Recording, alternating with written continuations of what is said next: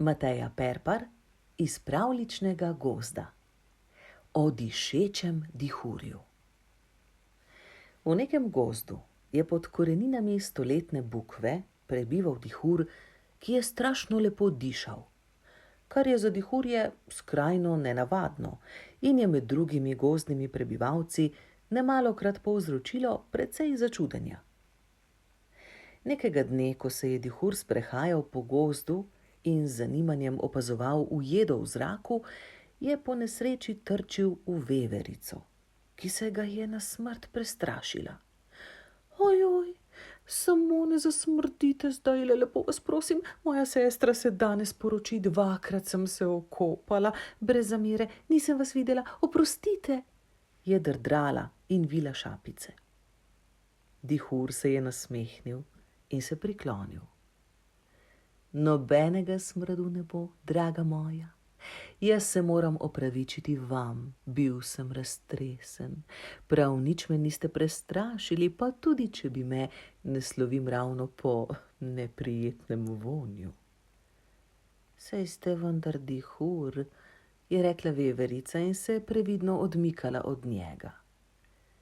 Res sem, vendar ne smrdim, je pojasnil dihur. Zelo skrbim za osebno čistočo. Nikoli si ne bi odpustil, če bi koga motil moj telesni vonj. Veverica ga je gledala z globokim nezaupanjem. Ne? Vsak dan vstanem ob zori, se okopljem v jutranji rosi in se pod pazduhami nadrgnem z vijolicami, je razložil dihur.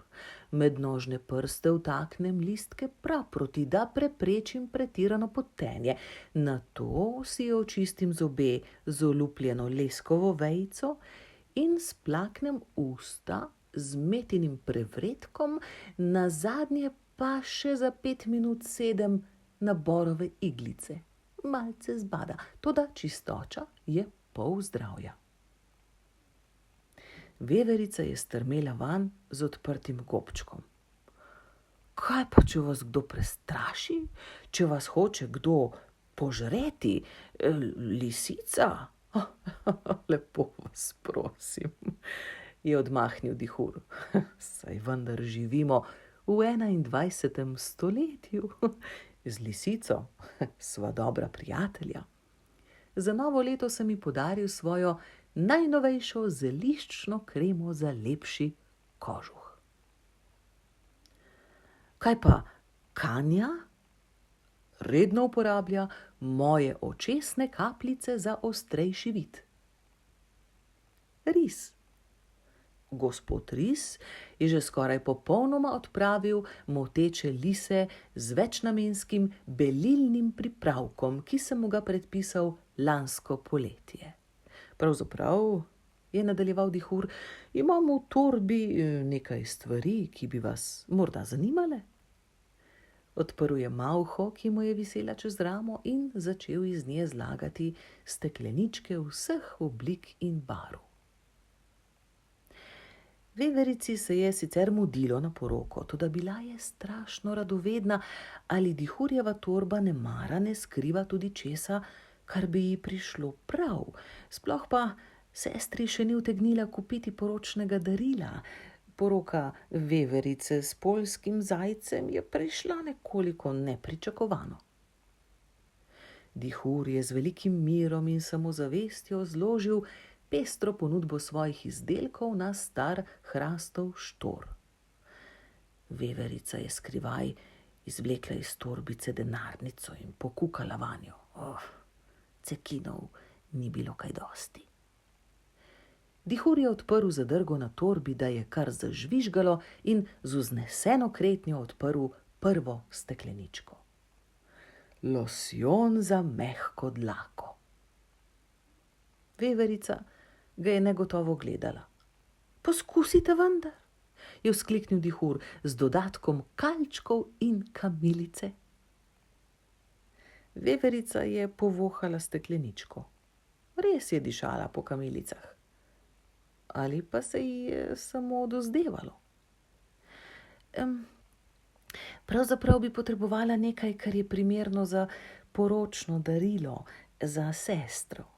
Seveda, je bil ustrežljiv dihur, kot nalašč imam tudi šavo z imenom Poročna noč. Veverica je pojasnila, da od noči ne bo kaj dosti, ker se bosta mladoporočenca takoj podala iskat nov brlog. Potem pa tole, čmrljev let, toaletna vodica za telo odišavljena z lipovim medom. Veverica ni bila prepričana.